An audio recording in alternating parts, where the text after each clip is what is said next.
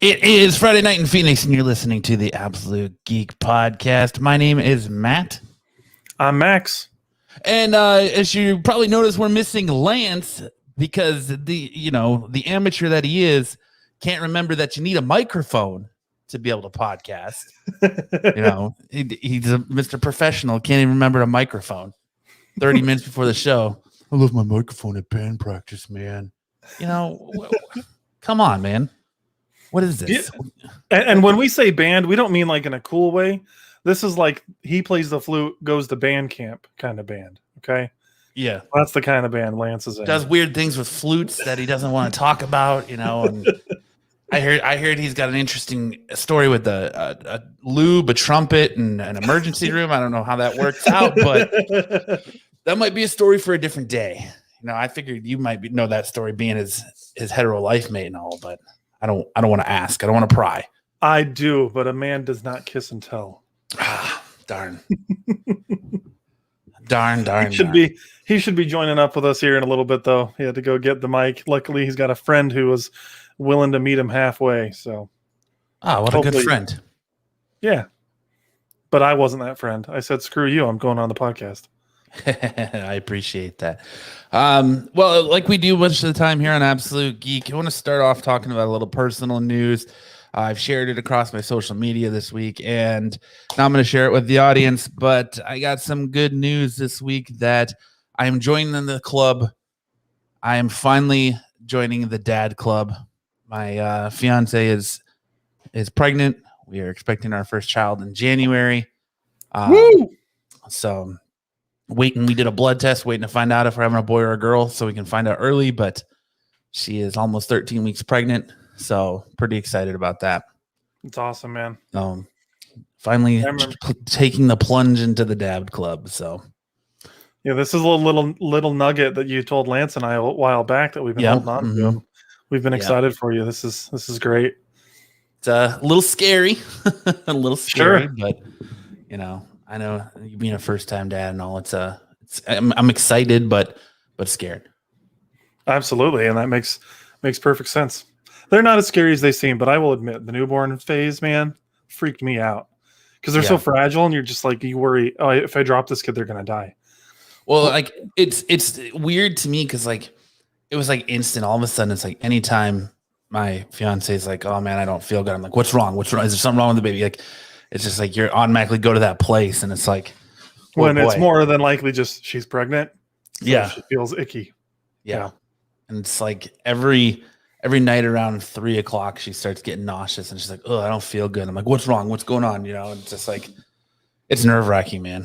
And to think that I have 6 more months of this, it's like, oh, that should probably die down once she's out of the first trimester. Hopefully, Hopefully that'll die down. But has she had any fun cravings? Do you have to make 3 a.m. Taco Bell runs or anything? No, I have not had no RIP podcast. That's still gonna happen. No 3 a.m. Taco Bell cravings yet. She does crave a lot of Taco Bell. Her big Taco Bell craving is bean and cheese burritos with sour cream. That's her big Taco Bell. A lot of Panda. Trees. Okay. Yeah. A lot of Panda Express. That's been a big one. Her first real craving was broccoli. She wanted nothing but broccoli for like the first 3 weeks. So interesting. Kelsey was all about lunch meat, which you're not supposed to have. Mm-hmm. But her doctor was just like, "Don't worry about it. Put it in the microwave for like 10 seconds. It's fine. You're not going to kill your baby." And so she would still have sandwiches, or we'd get hot sandwiches for her. But the thing that I loved out of her pregnancy, Kelsey, before she got pregnant, wasn't really into red meat very much. Always liked pork and chicken more. And I like going to a steakhouse and getting a nice steak, or going to a Brazilian steakhouse. And when she was pregnant, we were living in Colorado, and we had a Tucano's, which is an all you like a fresh wax with your steak, huh? Yeah, man. A fresh downstairs wax with your steak, right? But we had this freaking steakhouse by our house, and she got pregnant, and all of a sudden she craved red meat. And we were both working at the time, had plenty of money. So like once a week we were going to this Tucano's and getting all you could eat red meat. And it was wonderful and probably horrible for my heart health, but it was wonderful for my taste buds. And even after the pregnancy, she still likes red meat more. So that was a net positive. Now my wife likes red meat. Hers is she eats like every 2 hours. Like she eats and then she's like, I'm so hungry. And then she gets something and she takes like 4 or 5 bites of it. And she's like, I'm full. And then 2 hours later, she's like, I'm hungry again. I'm like, you're killing me here. You're killing me. Like I'm trying to lose weight. Yeah. And you want to do nothing but eat. Like I'm determined not to gain sympathy weight with this child. I'm not going to do it. I believe in you. But it's hard. Very hard. Oh yeah, for sure. Especially because, like, as the man, you're the one running to get them stuff most of the time because they feel like crap. And so then, because I was doing the same thing, I was trying to watch my weight and lose weight. And so I'd go to, a fast food place to pick her up food. And I'm like, I can't get anything for me. Can't get anything for me. And I held pretty strong. But yeah, it's Patrick's rough, asking what's up. Matt has good news. That's what's up. Yeah, I'm going to be a dad, Patrick. Thanks for stopping in. What's going on, Patrick? Nice to see Max Bender in the chat. Grizzle Geek. Stumbling Jedi says rape podcast. Nah, we're gonna be all right. Max Bender says, nice, you got more work than you asked for when you brought Artie onto the show. Yeah, yes, I did. But who's Artie? So he was a psychic who predicted that I was gonna meet somebody. And yeah, it's kind of interesting how it's not like a complete 180 from who he said I was gonna meet, but it's been a fun year, like meeting someone in a pandemic and getting engaged, having a baby. It's been a lot, man. But congrats on your floating voice working. Congratulations on my floating voice working. I mean, it's an accomplishment. They're not duds. Nope, I can't take all the credit, but I'm gonna take all the credit. But oh man, Mike asking if you're gonna get a milk vest to nurse the baby. I know that there are some Max guys Bender. that like that, but I'm like, predicting that Matt would fall in love. Yes. I might go full De Niro and meet the Fockers and get a milk vest, get a silicone titty of my girlfriend made or fiance made and go full milk breast on it. Why not? Right. So I dodged a bullet. Something that I guess is really common is newborns, when they're first born, they suggest you do skin to skin and they don't know the difference. And so they'll try to go into the dad's nipple and they'll just bite at you. Oh, no. My kid never did that, but expect, especially if you've got some man titties, you might I've get got some those in ample passes. amount. Trust me. I'm not lacking on that department. But yeah, so we got a great show planned for you guys tonight. We're going to talk a little bit of Witcher 2. Max is going to break down the Witcher 2 trailer and what he's excited for there. We're going to talk some video game stuff. We're going to talk Loki in depth. Loki's going to be a huge thing. I think Loki already is a huge thing. It's going to make a big change on the way we view the MCU, so I can't wait to talk about that. But let's go ahead and dive into a little bit of geek news here, and we'll lead off with you and The Witcher. What did you see? I hate when it does this. Let's try this again. Oh, look. Fat Loki, aka I can't remember my microphone is here. Dude, Sup, my buddy saved my ass, dude. Like, I called him, I said, dude, is my microphone there? And he goes, yep. And he decided to get into his truck and meet me halfway. Otherwise, I would have been here 30 minutes from now. So I only had to go halfway to his house. So he saved my ass, dude. Amateur hour. Dude. Amateur hour. Well, you'd think I'd be safe because I have a backup mic. Yeah, we don't know where that is. My wife and I tore this house apart looking for that mic. So I got a closet full of them. That among other things, but we won't talk about that. Well, you live practically in a different state compared to where I live. Look, it's not my fault you want to live in little Tucson, right? Santan Valley is a lot nicer than Tucson. Tucson's a dump, okay? Hey, we don't want to scare off the Tucson listeners. No, Tucson's cool. Nobody goes to live in Tucson. Go Devils. What's up, guys? Oh, check out my shirt for the occasion. Very nice. Loki. Oh, cool. Grizzle Geek says you only have one mic. Rookie. You know what? Fuck right? you, Mike. Amateur. He's amateur, dude. What kind of amateur are you? Like, how long have you been podcasting and you only have one microphone? No, I have numerous microphones. I just don't know where the hell they are. I've got a mic and then a standby and then a standby for my standby. You got to be gotta always be ready. I let Sam borrow one. I don't know where that one is. I let Corbin borrow one. I don't know where that one is. I had my blue mic. I don't know where that is. So Corbin's mom is using that one. No, I'm sure. Sam is Corbin using and mom show. Yeah, Sam is probably using that one to commentate on dodgeball games. So, you're helping everybody do their thing. But what you got here, welcome. We're glad that you can finally join us, Lance. Did I miss anything? No, I was just announcing my child, my soon-to-be child on the way. Oh, is it official? It is official, yes. I just want to let everybody know I've known for months. I've known for months. I think we've known for months. Yeah. He says, no one from Tucson is listening. They got to pay cable bills for that to happen. That's right. Well, Quantum Kyle, I don't know if he's tuning into Absolute Geek. He's from Tucson. We know we've got at least one Tucson fan. Ooh, I remember Quantum Kyle. Good dude. He was fun. He was.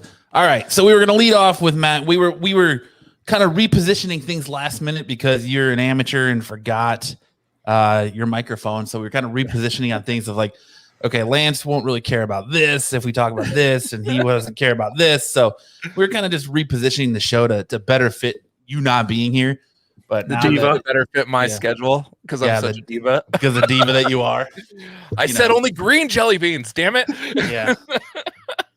Well, I need an iced Mountain Dew 10 minutes before the show on my desk. Yep. Diet Mountain Dew. Sponsored by Mountain Dew, apparently. Yeah, Don't get it twisted. We all have a different kind too. I've got a zero. We got a diet. We've got what is that? The melon. Zero Major Melon. Yeah, nice. So yeah, Major Melon's legit, man. I love Major Melon. Yeah. Well, anyway, we got the Witcher. Did you see they have zero frostbite? Yes. No, I didn't see that.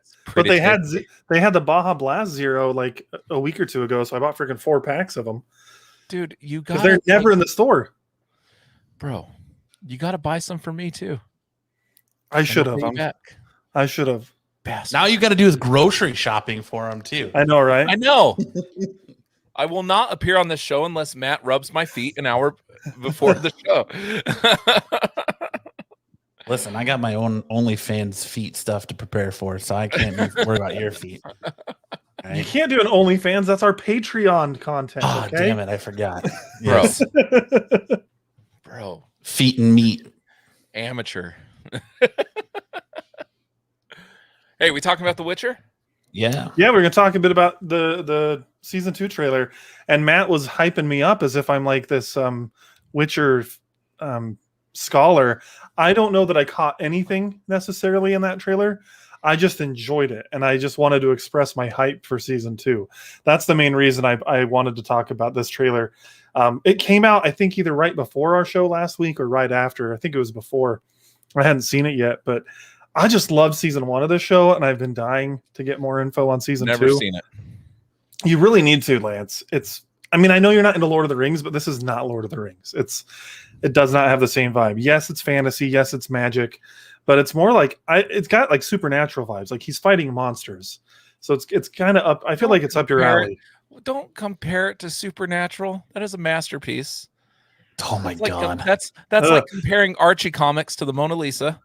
Oh my god. The Witcher is really good though, and season 2 is looking great. Ciri, who is on the right of this picture, she's the young girl. She looks so different in season 2, different enough that I was like, wait, did they recast her? I had to like look it up. But nope, it's just that it's been a couple years, so she's aged, and they've done different kind of makeup on her to make her look more like a warrior, which I'm excited about because if you've played the games, like I'm a huge fan of Witcher 3. It's honestly, I think I could say it's my favorite game ever. Like, at least in the modern era, after Final Fantasy VII, Witcher 3 is probably my favorite game. It is just like a perfect RPG. I love it. And in that, Ciri is very action oriented. She's kind of got her own powers, but she's got Witcher powers as well. She's awesome. And it looks like they're kind of going to be leaning into her training in this season and getting her more into the thick of it. Henry Cavill's looking awesome as usual. I'm just thick of it. Yes, into the thick of it. I'm just stoked.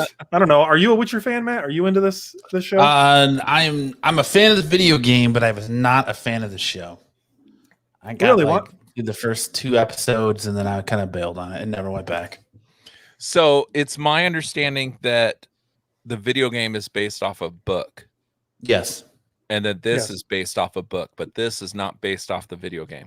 Right. So the video game, I think the video game took more liberties, is my understanding, and the show is actually closer to the book than the video game is. But I like both. The show definitely has a different vibe and feel to it than the game does, but to me they still feel connected in some ways. And just knowing that Henry Cavill's such a video game nerd makes it even better. Like, he's played The Witcher 3 before he ever got cast, before this show was even like thought of. He had played the game. The man is such a gaming nerd. Like, I think it was like last week there was a headline about him playing Warhammer and talking about his 3090 and his PC that he built. And the man's just he's a geek. We need to reach out to his PR people. We'll get him on. Yeah, we'll work on that. When does season 2 come out? December 17th. Ooh. This year. Is that the same day as Spider-Man? Is it? Is Spider-Man the 17th? I mean, if so, I don't really think that's a big deal. It's a Netflix show versus a movie. So no, I'm just saying that's a pretty packed weekend in nerd terms. November and December in general are packed. I was starting to look at all the movies that are coming out. I'm like, holy crap, November. Spider-Man No Way Home, December 17th. Yeah, that's going to be a big weekend.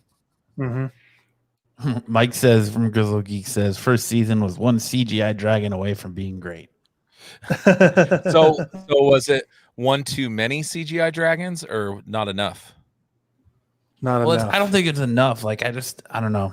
I wanted to see some more. I was hoping to see more big beasts and creatures and things like he fight in the game. He wanted to see no pants Henry Cavill. That's what he wanted. That's exactly it. I wanted to see him do nothing but sit in a bathtub and just big old hairy gray Geralt bush. You tuned out way too early, buddy. Episode 3, you get a nice 15 minutes of him in a bath. I want 45 minutes of him in a bathtub, right?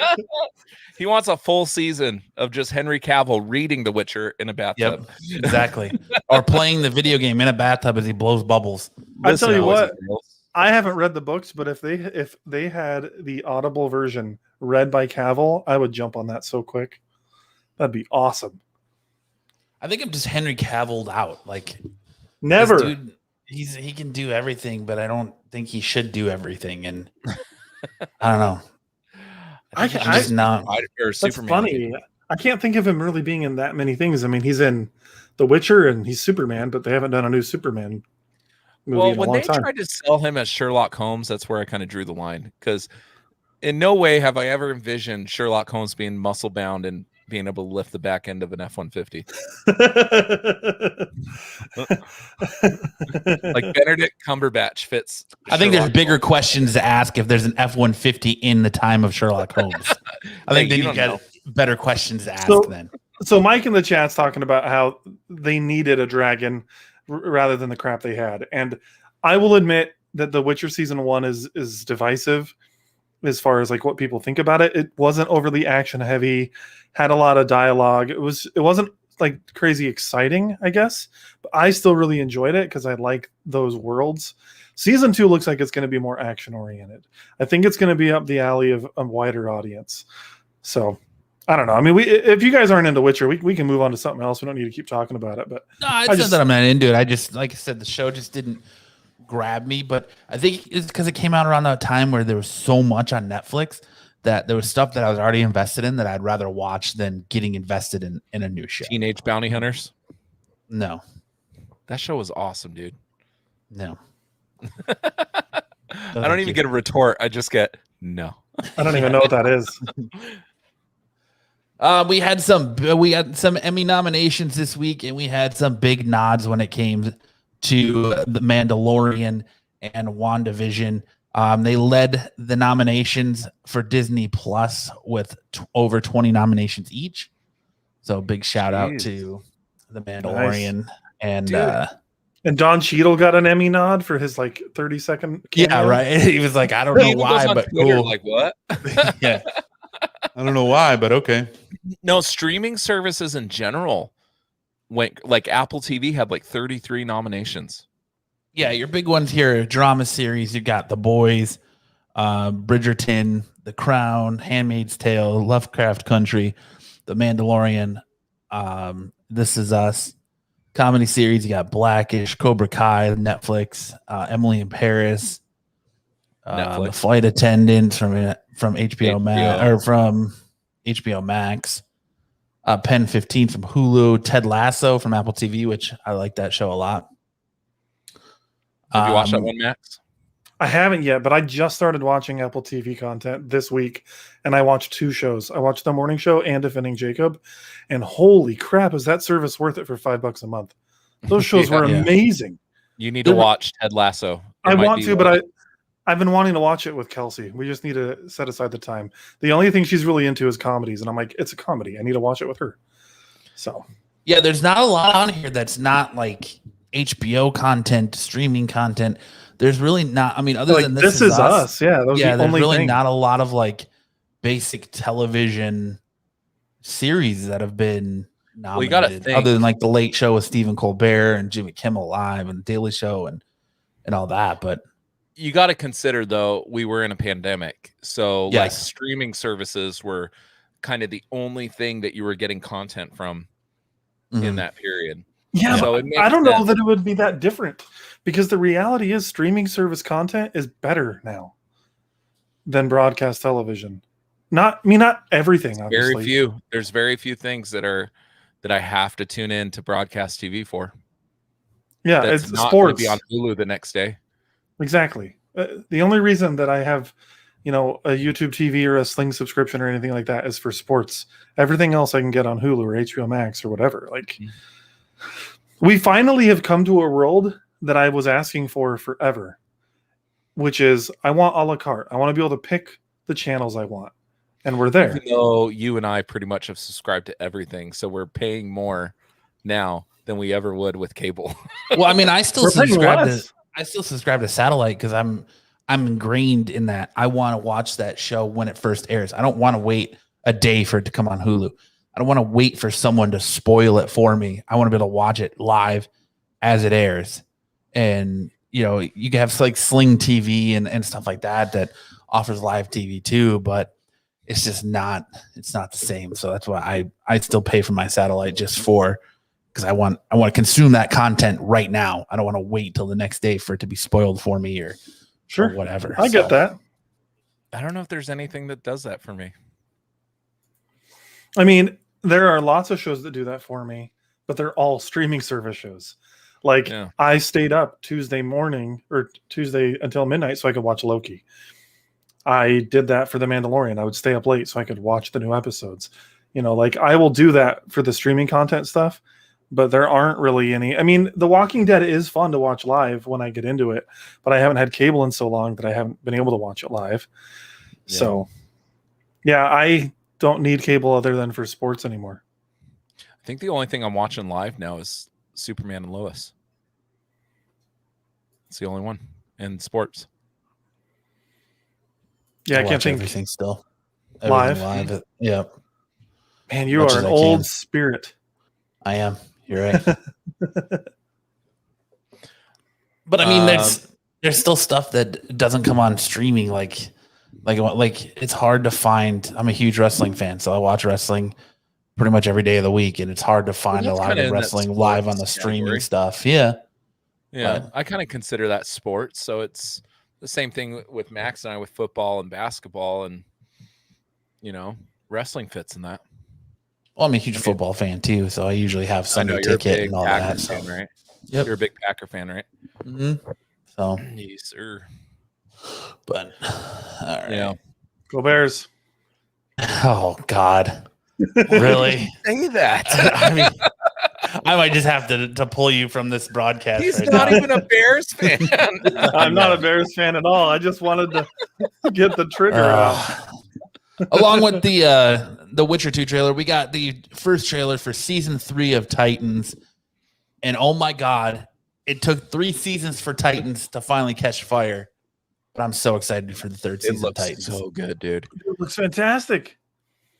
Although I'm sad to say about this picture that they're kind of already ruining that Donna Troy, who died at the end of the 2nd season, is coming back. I didn't even notice her standing there. Yeah, I did. She wasn't in the trailer, but then I saw her in like the posters and stuff, and I'm like, I'm not surprised she's coming back, because I remember laughing when season 2 ended. It was right around the time that the Wonder Woman 1984 trailer came out, and Wonder Woman in 1984 in the trailer was riding lightning with her lasso, and Donna Troy in Titans was killed by a lightning strike, and I'm just like, are you kidding me? Yeah. You kidding me? I remember thinking at the time how annoying that was. So I'm glad that she's not really dead. But I like Starfire and her outfit. I like that it's a different universe. So like Batman retires and he tells Dick to be a better Batman, and you get the comic accurate Red Hood where he gets the Joker crowbar. Oh, I can't wait. I'm so excited for it. Looks really good. Is Joker going to be in it? Do we know? Well, you see kind of a silhouette of him beating Jason Todd. Yes, but like you see like the coattails and stuff like that. Yeah. Like, I'm just wondering if he's actually going to be in it, because like Bruce is in it, but we've never really seen Batman. I don't know if we'll see I don't know if we'll see anything more than the silhouette, but I mean, still, just that you were getting that comic accurate death for this character is beyond exciting for me. It's really cool. Yeah. I really like that DC has kind of opened their minds a little bit to let these TV shows borrow characters that are movie properties, because you remember back in the day with like Smallville and Arrow, they weren't allowed to do that. Well, you remember they had to kill off their Suicide Squad because the Suicide Squad movie was coming out? Yeah. Like it was so stupid. They were like, no, we can't have those both coexist. So yeah, I agree with you. It's great that we get to explore these storylines and the TV Green universe. Arrow wanted to actually feature Harley Quinn or something like that, but they had to put her it was Tara Strong through like a prison cell or something like that. Yeah, when they had their version of the Suicide Squad on there, yeah. But it's nice. Joker kind of opened those doors for them, I think. And you can also, if you haven't watched Titans and you have TNT and you don't have HBO Max, they're also re-airing the first 2 seasons on TNT leading up to the debut of season 3. Nice. So I think it's Thursday nights on TNT you can watch. And season 3 is August 12th, right? Mm-hmm. I wonder if I can knock out another rewatch of that show before season 3. This is one of my favorite comic book shows. I love Titans. Season 2, the ending sucked. Well, but I still overall really like the show. But I think right? I think it wasn't the pandemic.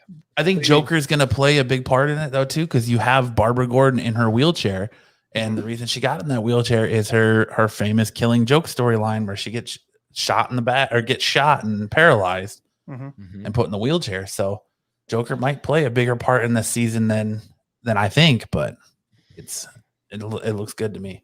I mean, obviously they've done Joker in live action before. It's not like it's unheard of. But TV? Yeah, they did it in TV is what I meant to say. Yeah, TV. Why am I forgetting the kid's name? Gotham. They never called him Joker. He's not Cameron Joker. Monaghan, that's his name. Dude, he was Joker and he was awesome. He's one of the better live action Jokers. He was like a spin-off of Joker. It was like but Gotham did Joker stupid where you had 2 of them and it just. Well, I didn't like that stuff. I agree. But before all that crap, I liked it. But anyway, we're not talking about that. But I'm just saying the precedent is set that Joker could appear in television. But pass. I want to bring up something real quick before we move on to our next topic. That's still in the realm of DC. Lance, you posed a good question in the chat earlier this week about Suicide Squad and James Gunn. What'd I say? About asking if that movie is good if they let him do something else. Yeah, what did I say? I don't remember. That's why I was kicking it to you. I was gonna What did I say that he could do? I was giving it to you to bring it up since you're the one that posed the question. Dude, you gotta Space Jam. Can he do Space Jam? Killing me. Yeah, right. No, not Space Jam. I know. Now I did ask something that was like a spur of the moment question. franchise that he could do. So you said if Suicide Squad is any good, what do you think of Gunn directing an R-rated X-Force movie? Yes. That's what it was. Yes, I think that would be awesome because he could take like the MCU stuff that he did really well with Guardians of the Galaxy, take the stuff with Suicide Squad that from what I've heard is good, and combine those into an X-Force movie with Ryan Reynolds and like a true. What I've heard X-Force from movie. people that have gotten an early preview of Suicide Squad, they said that movie is absolutely bonkers. It is off the wall. It is violent. It's like nothing we've seen yet. Yeah, So, I'm excited for it. It's been a long time since I've been excited for a DC movie, and I'm very excited for this one. the interesting part on that is that it came out that they offered him a Superman movie, and he turned that down and took Suicide Squad instead.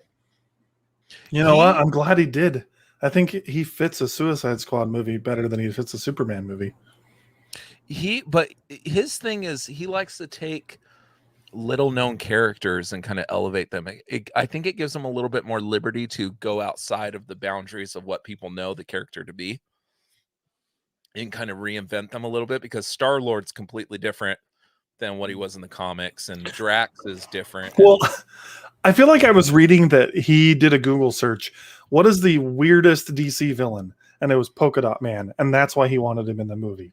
It's because he wanted to just take the dumbest villain that he possibly could and put him in. And I love that. He should have put Calendar Man in like they did in the Long Halloween that I just watched. I guess you're not following. Are you not following his Twitter? Because Calendar Man is in it. Oh, is he? Yeah, it's played by Sean Gunn. Oh, yeah. He Really? I thought he was. Wasn't he playing? He plays Weasel. He's the body. Oh, yeah. The body for Weasel. He's doing two things then, because James Gunn posted on his Twitter that he's going to be Calendar Man. He had a picture of him. Interesting. Now I'm having a look at Solo Wookie says, I kind of said they did Trigon dirty in season 1. I thought he was very lackluster. I agree. Oh, I totally agree. What were you saying, Lance? I don't remember now. Oh, did you watch Long Halloween? No, I have not. I stay away from those DC animated movies. I learned my lesson with Batman and Harley Quinn, and I'm never going back. That's like the low. Like you can't get any lower. Listen, when you're having Dick Grayson and Harley Quinn like biblically pounded out, I'm good. I don't need. Or they did the same thing in Killing Joke with was it Batgirl and Nightwing or Batgirl and? Yeah, no, I'm good. We're good here. I don't need that. I think that people give the DC animated movies too much credit, because I don't think they're as good as they used to be. They used to be really good, but I think they get way too much credit now. Dude, is there you go. TD and Suicide Squad? Yeah, I don't think so. Unless he might be voicing somebody. Might be voicing a character. Who are you talking about? Taika Waititi. Oh, I haven't heard about that. Speaking of Taika Waititi, though, did you guys see that freaking Deadpool and Korg? Yeah, little YouTube video. That's freaking hilarious. It's so good. Yeah, did you see Hugh Jackman responded to it? Yeah, no, I didn't see that. He said 4 minutes, like 4 minutes and 50 seconds, and you didn't even mention me once. Your DP, your therapy must be working.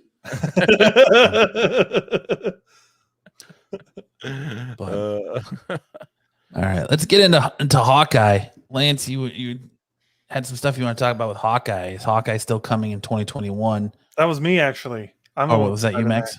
Yeah, well, we haven't heard anything about this show, and I don't know. Is it coming in 2021 still? Because it's supposed to. It is. There's been a lot about it, actually. There's been a lot of like on set photos that have been leaked of him and Haley Steinfeld together and costume and yeah, I've seen some of that. It's just the official. I haven't seen a ton Pizza of Dog and stuff, and so I'm starting to wonder. I know that Marvel has not pushed it. I'm just starting to wonder if it's going to be pushed. Well, I mean, it got pushed at the end of Black Widow. That's true. Talking about the date pushed, right? Yeah, I meant the date being pushed to 2022. But you're right. That Black Widow was the first like official thing that I've heard about it in a while. That post-credit scene. Well, so I don't know. I kind of wonder how much of like COVID messed this up, because it kind of jumbled the release of all this stuff. Because if you remember when they first started announcing the shows, I mean, I might be wrong, but I kind of remember hearing Falcon Winter Soldier being first, then we're getting Hawkeye, then WandaVision, and it kind of like jumbled everything up where we ended up getting WandaVision first, and then Falcon Winter Soldier had issues and got shut down, and then that came second, and now they've also got slated Miss Marvel, they've got slated Moon Knight, She-Hulk, Hawkeye, and the list goes on and on. But they're doing an Echo TV show based off the spinning out of this. But I think then Black Widow constantly getting pushed, and I think there was stuff that needed, like I think you needed to get Black Widow out there before you could move into this because of the way they tied it in and all of that. So I think we're gonna get it. I think it's definitely gonna be the later half of the year. I'm probably gonna say, I would honestly probably say more like Thanksgiving, Christmas. So it's funny in the chat, Mrs. The Hun just said Hawkeye is lame. Fight me, bro. And I was literally just thinking, I was about to say, I'm one of the only people that actually likes Hawkeye. And then boom, that comment. Well, you like Jeremy Renner in general. Like, weren't you the one that was arguing for his Bourne movie? Yeah, I like his Bourne movie. Oh, you take him off, put him in timeout, Matt. Yeah, I think it's a good movie. It's awful. I completely disagree. I loved it. There's no ending. It's missing 30 minutes of that movie. There's an ending. They sail off into the sunset. They clearly wanted a sequel, and so it doesn't get the resolution you wanted. But anyway, I want Hawkeye. I'm hoping it comes out later this year. I don't know what time frame you were going to say. I was expecting it like around November time frame, just because they've got the Book of Boba Fett coming in December. I don't know that they want a Star Wars show and a Marvel show concurrently running, but maybe they don't mind. Well, I think you've already got a Star Wars show and a Marvel concurrently running, and Bad Batch, and but Bad Batch is like this. It's not the same. I don't think it's not the same tier as the Book of Boba Fett. Just because they're not, live action versus cartoon. I wonder if that's why they tested Loki on Wednesdays. Hawkeye or Boba Fett come out on Wednesdays. The other one comes out on Fridays. Yeah, that may be the case. If Disney's going to keep doing this one episode at a time thing, they're going to have numerous shows running concurrently. Yeah, I think you're right. I'm not sure if they're going to get there in 2021, but maybe they will. Well, I think they can. Didn't Disney come out and said that they're moving all of their new release Prime content to Wednesdays to do a Wednesday release because it does a better. Turner and Hooch just came out on a Friday. Yeah, I don't know. I thought it was just Loki, but I would be totally fine with them doing every show on Wednesday. I think that'd be. I thought I read somewhere that they're moving all their big stuff is going to be released on Wednesdays now instead of Fridays to give people time to watch it before people jackasses like us go on the internet and ruin it. See, there you go. Because all movies will be all Marvel releases will be Wednesdays going forward. There we go. So Marvel releases for the facts. He even said facts. But yeah, I like that. So then, people get a chance to watch it before jackasses like us go on the internet and ruin it for everyone, So, well, it gives me a chance to watch it twice. There you go. Or 3 times in some aspects. Sure. Yeah, once a day before we talk about it. All right. You guys want to talk Loki? Let's get into Loki. I put Loki here strategically because it kind of falls out into the rest of what the big stuff we're going to talk about this week is. But let's talk. We're going to go over Loki as a series here and talk about it as a series. And then we can touch on the last episode and give spoilers. There will be spoilers in this, just so everyone knows. Spoilers. If you haven't watched the final episode of Loki, turn this off and come back when you have. Yeah, watch it later. But if you're watching on YouTube, just skip forward until you no longer see the Loki picture, and you'll know we're done talking about it. There you go. I honestly, this show was hard for me at the beginning. Like this is the first Marvel show that I feel was like a very slow burn with a huge payoff at the end. So like I felt like the first episode was hard. The first episode took me 4 watches.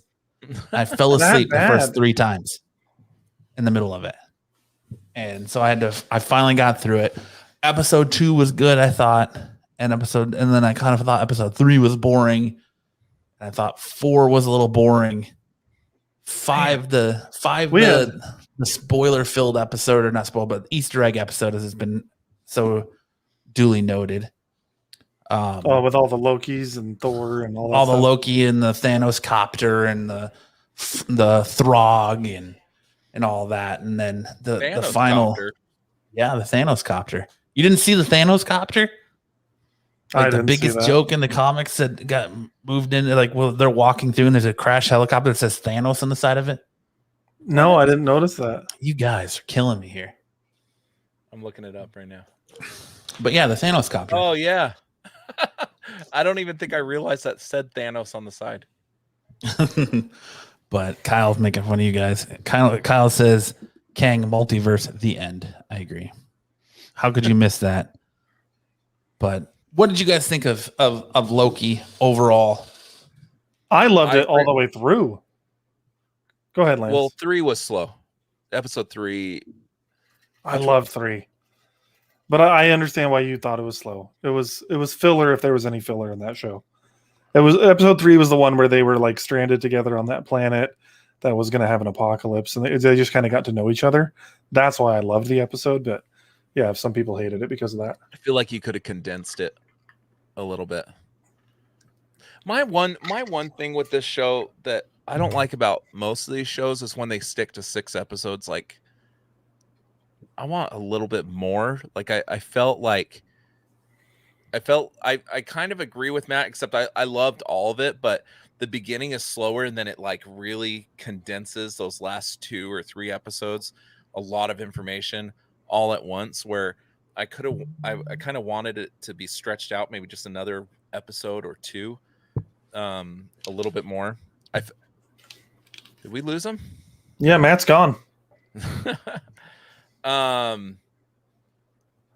But I feel like that it was kind of rushed a little bit. The end. The Kang, or the he that remains, as they're telling him. Yeah, they never use the word king. Yeah. I felt like his portion could have been a bit longer and really kind of explained the significance of his presence a little bit better, you know? Significant of Kang's presence? Of he that remains, like what he has been doing, because he goes so quickly and he's so flamboyant that I start to forget, or not. I'm starting to not understand what it is he's saying. You know what I mean? Like, because it was just so much information packed all at once. You're like, wait a minute. If he dies, then all the other ones get released, but there's only one timeline. So how is there other ones? You know, dude, that stuff's confusing the crap out of me. Yeah. Like I'm having to like change my mindset and realize that it's a comic book show, and that yeah, I saw that, and that like time is not linear in this like show. Like, that's, if you think of time as linear, it becomes more confusing. So I have to like think about the fact that what he who remains, which is Kang, basically, what he's doing is, as a branch reality comes into be with like a Loki, for instance, he plucks that Loki out of that reality and then resets the timeline. And so I keep thinking about it. I'm like, well, how is there old Loki? How is there this young Loki? How is there a different looking Loki? How is there, like, it's confusing, but I think it's just like, well, I understand that part because linear. they were pruned, and then they get sent to the void, and that's where they've all been. So like the void, that's the other thing that didn't make sense to me. So the void, they kept saying it was like the end of time. It's when all the apocalypses happen, right? Well, it's just wherever they send. It's wherever they send all of the pruned individuals. It's just like, Kyle, we're killing Kyle. Why don't you just come? Well, I can't let Kyle in the show because Matt's not here. So,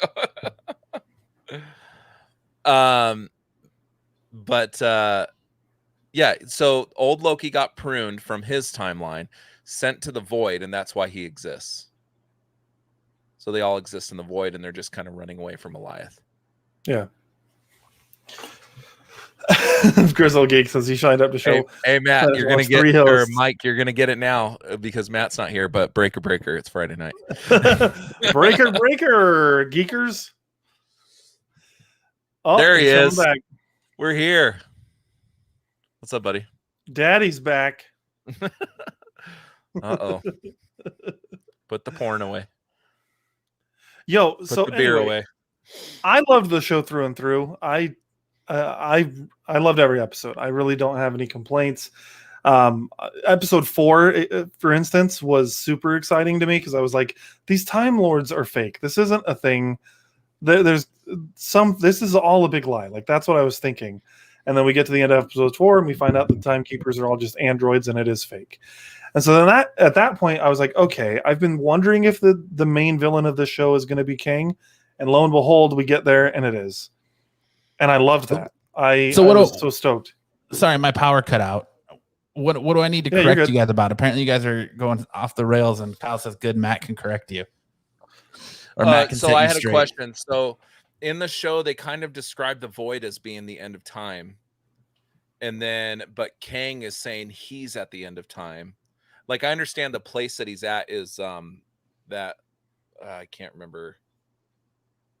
I can't remember what the castle that Kang is in, but Kang is saying that he's at the end of time, but the void is at the end of time.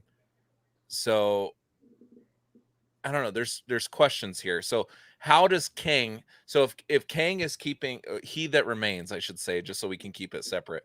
He's saying that he's been keeping one singular timeline, right? One timeline. Mm-hmm. But if he dies, there's going to be multiple versions of him. Right. How? I don't understand that. If there hasn't been other timelines, then how is there other Kangs that exist? If there's only one timeline up until the point he dies. Because when Loki comes back into the TVA and he's like in a different timeline where Mobius doesn't recognize him and there's a big Kang statue, that implies to me that that's always existed. How do you know this timeline's always existed? How do you know this is the only timeline? So would you just because of what Kang was, or he that remains was saying before that he was keeping the singular timeline, or was he only keeping branches and there was already other timelines, but he was keeping branches at bay? It just doesn't make it. I still have questions, and I'm hoping Ant-Man answers a lot of those. Well, I'm also confused because I understand that there's multiverses, like DC has a multiverse as well. Right. But Loki seems to explain that the multiverse existed and then it got combined into one timeline. And that's what He Who Remains has been managing. And so I guess what we're trying to figure out is why does him dying automatically get rid of that if he created the TVA to manage all of that? At least that's what I'm wondering. Well, he's keeping these singular timelines because as he's explaining it, he's saying that, all these other versions of himself have come together and they started conflicts and they started the multiverse wars and so this one timeline is keeping himself at bay. Like, that's the whole thing about Kang's whole thing is reincarnation. He always comes back. He's basically inevitable. He's always coming back. He's always coming back. Yeah. So this timeline could be, it could be a lie saying that this is the big timeline. But like we learned in Infinity War, every time when the Avengers went back in time, they created a new branch, and then they say, well, the Avengers that was meant to happen. It's supposed to happen. So we don't know if this timeline is the actual timeline. We don't even know if what Kang is saying is true, because he could have. It kind of feels like he created the TVA as a big facade to kind of hide what he was doing. So he's kind of the shadow government. So there's different versions of Kang, and Kang, if you look at Kang's history, he's so ingrained in time to where at one point he thought he was a descendant of Reed Richards, and he went back in time to the age of Egyptians and basically made himself a pharaoh and hooked up and tried to seek out Apocalypse before Apocalypse became a massive thing, and making him an apprentice. And Kang is so in depth with history and the timelines and the multiverse that there's just so many layers to this character. Like, you really have to do your research on him because he's he's like an onion. There's very many layers to Kang. And different versions of him. And different versions of him, yes. Mm-hmm. And so this Kang was keeping all the other Kangs at bay, right? And so by destroying him, now you've got chaos. So interesting enough, Grizzle Geek was talking tonight on their podcast saying that they don't know, they want to know how Kang is going to fit into Spider-Man. And they were talking about how they didn't feel like the Marvel TV shows are a must watch for the casual Marvel fan. And I disagree. They can skip them and go to the movies. So I disagree too. And I think Loki changes that, because Loki gives you the explanation of what's going on in Spider-Man Far From Home. So if No Way Home. If No Way Home goes the way that we've been hearing it is, with the multiverse, and we already know you're getting these different versions of villains coming through, Loki starts that, because female Loki killing this version of Kang, breaking out the branches of time, creates these multiple universes now. The multiverse is here now. So because of Loki, this multiverse in Spider-Man's even possible. So they can, like, there's rumors going around that Hugh Jackman appears in Spider-Man? No.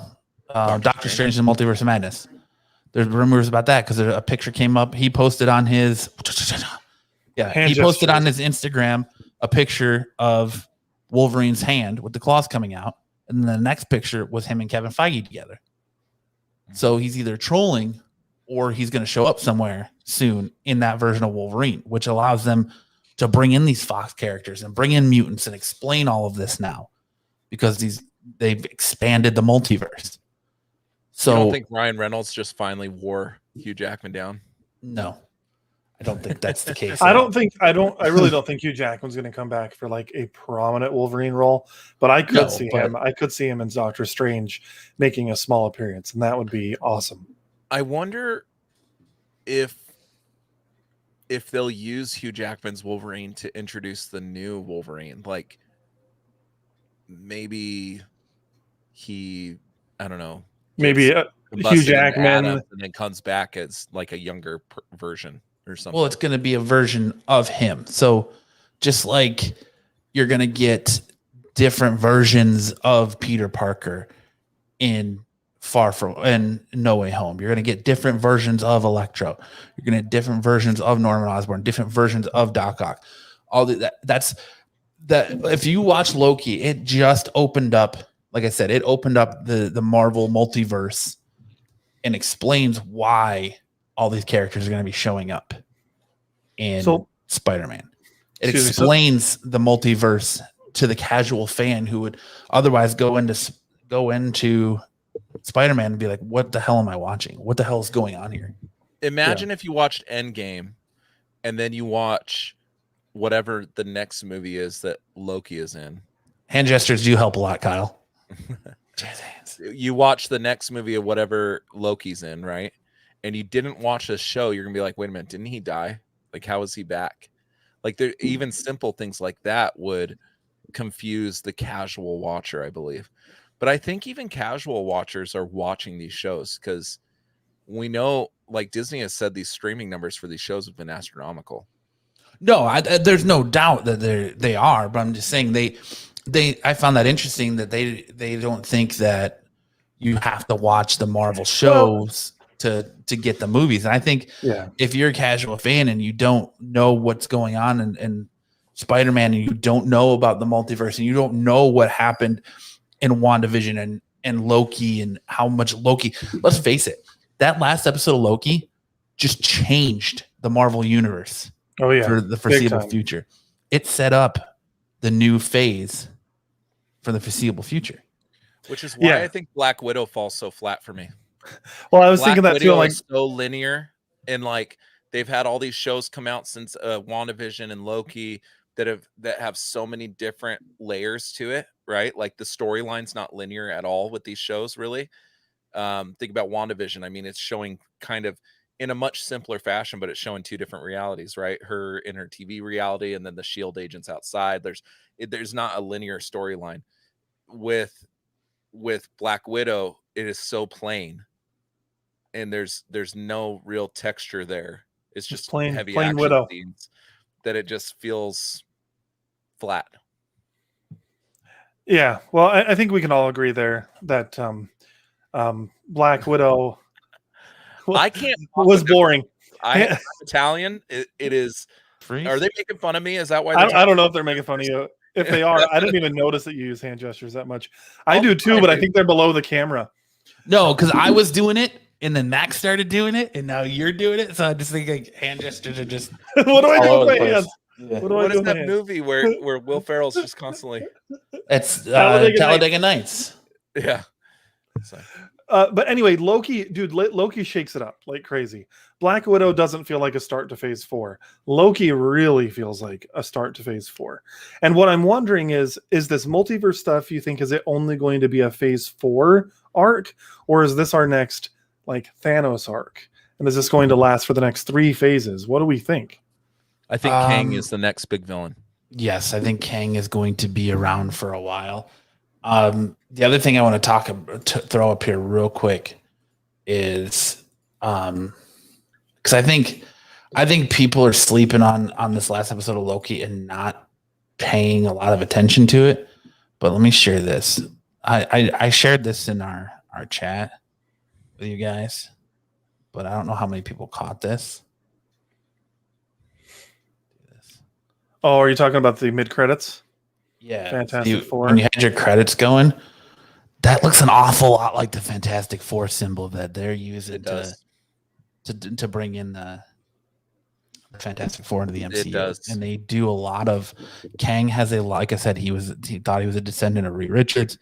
There's a lot of Fantastic Four stuff that revolves around Kang. So I'm super interested. Black Widow came out that. July 3rd. Yeah. Solo Wookiee didn't realize Black Widow was out yet. Oh yeah, it came out July 9th. last week. Yeah, July 9th, it came out last week. I thought he was kidding. That's why I didn't say anything. I thought he was just joking around in the chat. But so crazy that was hidden in the locker. If it is a Fantastic Four nod. Did you see that? I think it is because they had the same thing, and I think one of the other shows had a similar thing too. It's not the first time we've seen the Fantastic Four logo. Oh, it was during Phase 4 when they said Phase 4 and they like announced it. It had a Fantastic Four logo. So I think we're going to be getting Fantastic Four within the next three or so years. I think they're going to be pivotal. I think Reed Richards is necessary now that Tony Stark's not there. I don't know, to bring in that scientist figure again. Look at it this way. All right. This show just set up Secret Invasion because right now, what's the one thing everyone's complaining about or what's complaining about? The Skrulls are good guys. The Skrulls are good guys. The Skrulls are good guys.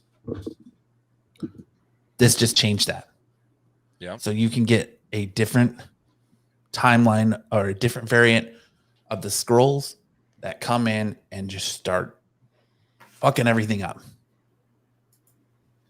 This did so much for the MCU moving forward that it got me so excited. Like I wasn't excited for the next phase. I was like, all right, I don't see what they're gonna do. After watching WandaVision, I was like, all right. Then Falcon Winter Soldier, I was like, okay, big deal. You know, you get that big reveal who the power broker is. How is this changing anything? Yeah, it wasn't that exciting. This is way more exciting for the overall. Everyone spec'd on, you know, it was like a bait and switch. Everyone spec'd on the devil, Mephisto being in WandaVision. And it was kind of cock teased to us, left there hanging, and never happened, right? Well, then everyone's like, "What's that?" I think he's going to be prominent in Doctor Strange, don't you? Well, we'll see. But then everyone was like, "There's no way they're going to reveal Kang in this. There's no real way they're going to reveal Kang and Loki." Like the signs were all there, and we were expecting again a bait and switch that it's never going to happen, and they did it. And by her killing him and releasing all the other timelines branching off into the multiverse, shit's about to hit the fan. Yeah. And I'm here for it, and I'm super excited for it. I wasn't as excited for the new Ant-Man movie, and this show got me excited for that movie. And Jonathan Majors, dude, can we just say how awesome he was? He was great. Little, have you guys? Neither of you have seen Lovecraft County, right? No, Country. Country. I've seen Lovecraft Country, not County. But he was fantastic in that, so I was really excited when I heard he was being cast. But he exceeded my expectations just in this short little episode. I'm excited to see what he can do. I mean, and think of it this way: the main big bad isn't a California raisin, so that's nice too. But and we also, the reality is, I don't think the King we're going to get in Ant-Man is going to have the same personality. I mean, maybe, but the whole point is it's going to be a different version. And so I'm excited to see this actor is going to probably play several different versions of the same character, and we're going to get to really see this guy's acting chops. Yeah. I that's what I'm so excited about, is just being able to see so many different layers and seeing him put different spins. We kind of got the same thing out of Loki a little bit, like seeing that character with so many different personalities and stuff, obviously different actors, but Jonathan Majors gets to do it all him, so yeah, man. I don't know, I'm excited. But see, I think one of the things in this too is I think people are looking at, when they're talking about timeline in this, right? They're literally taking that timeline. I honestly think that they're talking multiverse, because each one of these Lokis is different. So I think they're being plucked out of a different time or a different multiverse and put in this timeline. I think season 2 is going to break down that Loki is going to break down that there's more to this timeline, that this timeline is a facade. What they were told was a facade, and that the different versions of Loki are picked from different times in the multiverse, or different parts of the multiverse, because that's what you were asking, Max, is like, why is each Loki different? Mm-hmm. Why do they look different? If it's time, they should all be the same, right? It's the same timeline, so they should all be the same. Why they look different? I think it's going to be more of you finding that he was picking people out of the multiverses to make this facade. Mm-hmm. So, which explains why this variant of Loki looks like the Loki in the timeline we know, right? So I think it's more has to do with like the realization of the multiverse, and that he's picking people from the multiverse rather than the timeline. So, yeah, I think this was used to get your mind in the realm of multiverse, and then Multiverse of Madness is going to open that up more, and then then Spider-Man's going to really hammer home multiverse when you have all these other villains and stuff coming through. Which, now that we've seen this, we know, or we've been told, that it's Andrew Garfield, Tobey Maguire, and Tom Holland. Do you think there's going to be other versions of Spider-Man in that movie? Probably not. No, I don't think so. So I don't. Yeah, I mean, I think that would be too much to have all of a sudden another actor playing another version. Unless you wanted to bring in Miles Morales, like I'm sure that would be cool. People would appreciate that. But I don't think you'd want another Peter Parker. So you don't think Spider-Ham? We got Alligator Loki. You don't think we're gonna get Spider? I mean, I don't think so. Not in a movie. Yeah, I don't see the movie going that campy. But Kyle's laughing because we keep saying multiverse. Mm-hmm. It's true. It's hard not to. I thought he left. Kyle. He did, but he just can't have a good show, and then he comes back. He can't have enough. Like, you know what? I didn't give those guys enough shit. I'm coming back for round 2. Look, we've got Multiverse Kyle on the show now, so he's got to keep coming back, right? We got Variant Kyle. We've got Kyle and Variant Kyle. So that's good one. I like that. Variant Kyle.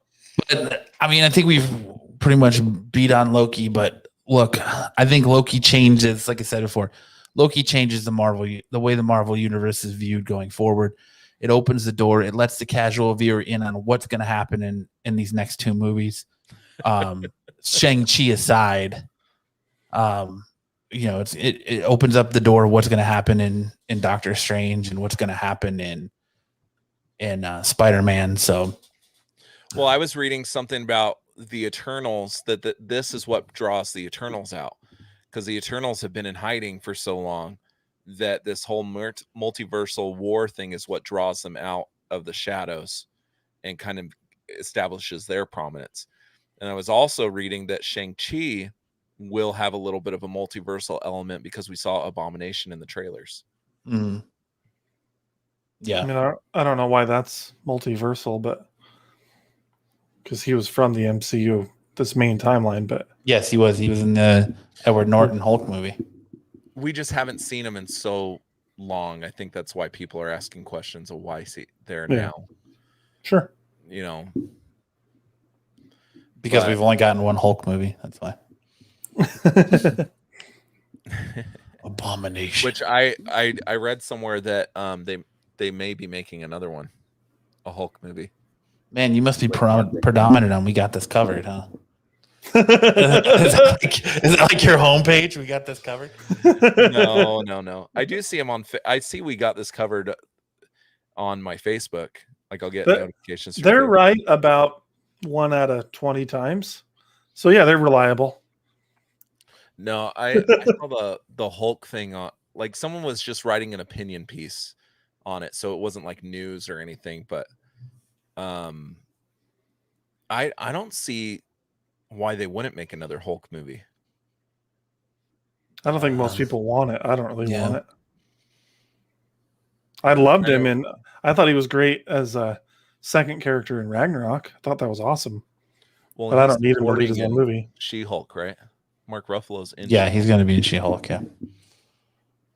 But so moving on here, we also got that Kevin Feige has said that there have been several meetings about the multiverse and the fact that they actually have Kyle's favorite word, multiverse war room set up, equipped with a giant whiteboard where they have to write down all the events from the movies that are taking place to keep the multiverse accurate and to have a accurate multiverse timeline. So Chris says Universal still owns part of Hulk distribution, so no solo film. There you go. Yeah, I knew that was the reason in the past, but I didn't know if that had run out yet. No, every time Disney reuses him, it like extends the contract. Kyle's all about the multiverse.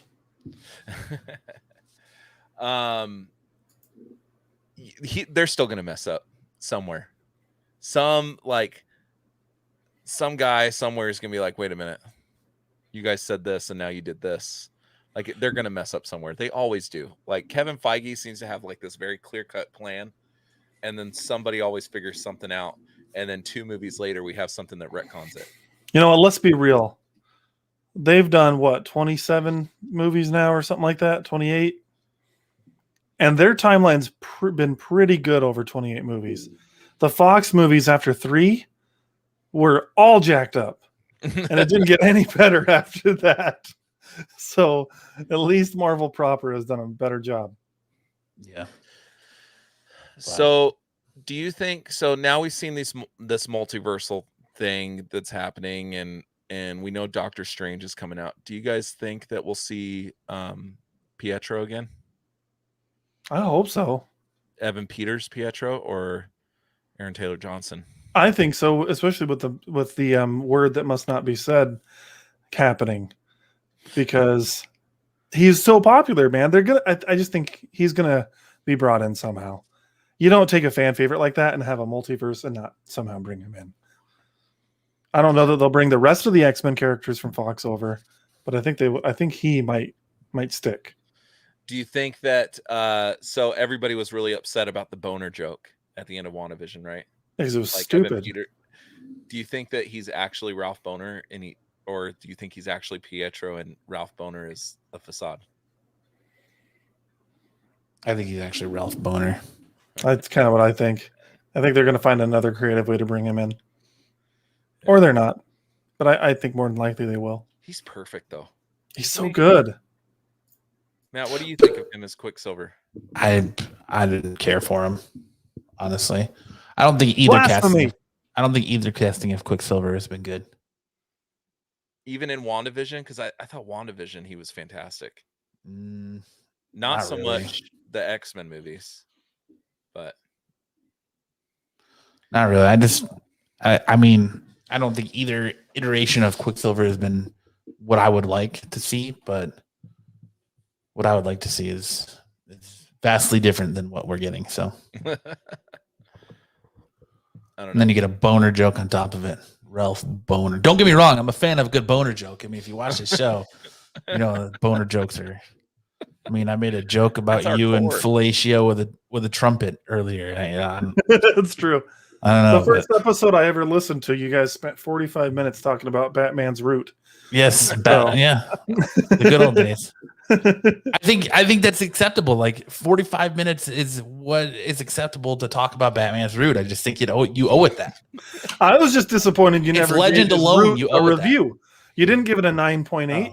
You didn't even give us a review. It's a 10 across the board. There you go. All right. Length, girth, and the amount of. How about the 10 across the board? How about the swimmers? I think Batman swimmers get a 7 out of 10. You know, Damien's a bit of a dick. That guy's. Oh, that's true. He does have a kid. I forgot about Damien. I was like, that guy gets, you know, or has the opportunity for more tail than probably any other superhero. He's got a bat condom ready constantly. He crushes so much ass that like bat condoms in the utility belt made out of Kevlar. That's why he doesn't have any kids. They're just a must, you know. There's no accidents. He's got a little dispenser that he clicks on, and a little robot arm comes out and opens it and then puts it on for him, then goes back in. So he's always ready, you know. He's got a lot of tools in that little gadget belt. That's you know. There's a reason Batman doesn't have more illegitimate children out there. There's as much ass as he crushes. But that's the only reason he got Damien is because his mom's an assassin. So Talia's an assassin. So she poked holes in the condom when he wasn't looking. Well, she's been trying to trap him into marriage. Like every time I see her on screen. Yeah. Like every time I see her, she's trying to convince him to stay or take over. Batman is the man that's always he's got a contingency plan for everything. You ain't getting pregnant unless he wants you to get pregnant, all right? Like Nick Cannon. And you're not getting him into a shotgun wedding. He will find a way out of it. Oh man. What? No, go ahead. What you saying? Is a dick in the comics. Yep. He was kind of a dick in WandaVision. Constantly pointing out that Vision was dead to Wanda, who's obviously grieving. Yeah, but that was basically Agatha. Still a dick move. Sure. I'm going to circle back real quick to Loki too.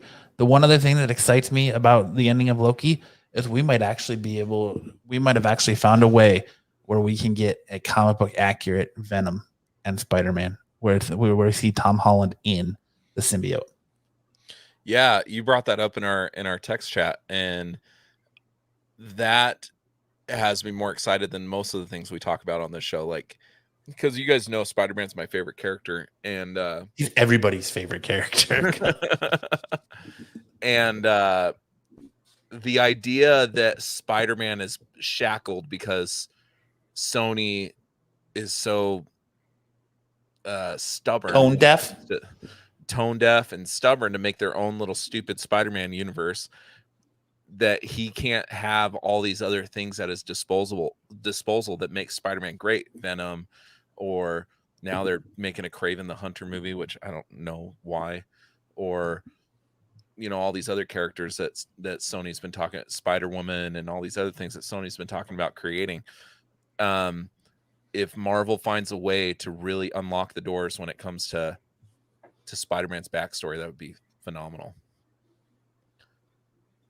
And I think that's also why we haven't gotten a No Way Home trailer yet, is because I think they were waiting for the end, this final episode of Loki to air so people can understand the multiverse and what's going to happen going forward. And now they can release that trailer where people aren't going to be like, oh, what the fuck is this? I was literally thinking that. I actually wonder if there's going to be some degree of the trailer is going to contain something that would have spoiled Loki.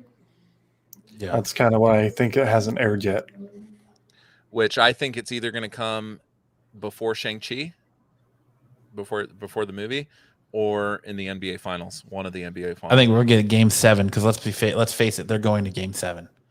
Yeah, no road team is winning this. Yeah, this thing. It sure doesn't seem like it.